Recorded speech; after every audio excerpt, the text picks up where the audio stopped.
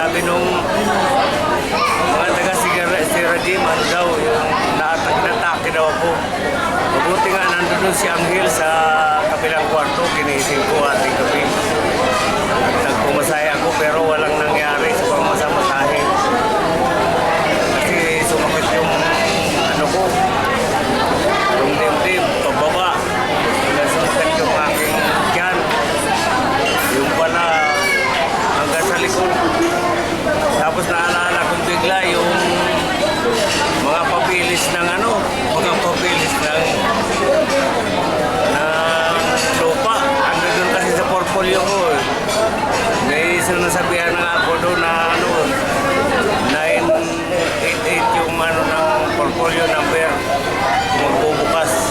Pag ano, dadaling ko rin yun sa baba. Kaya sabi ko, kung nawala ako nung isang gabi, eh wala. Yung mga ano, nandun sa itaas, nasa bahay ko buko. Yung mga papilis. Kaya salamat dito, inabot ko itong blowout mo. At gusto ka sana yung mahabang buhay na ano eh. Pangarap ko nga sana 150, pero akala ko hindi na ako atin. Akala ko tuluyan na ako nung isang gabi. Si Angel, kwentuhin mo dahil ginising ko yung si Angel. Sabi ko mahirap din pala yung nag-iisa sa bahay.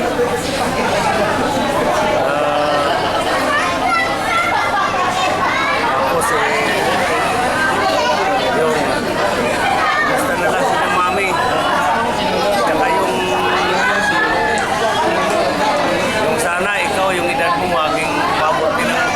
Pwede nga lang tatlong 40. Tatlong 40. Eh ako, pangarap ko 150 pero akala ko. Kaya lang, may maganda naman yung mangarap ka ng kayo edad. Alay natin, ipagbigyan tayo ng Panginoon. Katulad nung nakaligtas ako ngayon, ay kala ko titipok na ako nung gabi yun. Kaya naiyak na ako nung isang araw dahil yung naalala ko kagad yung mga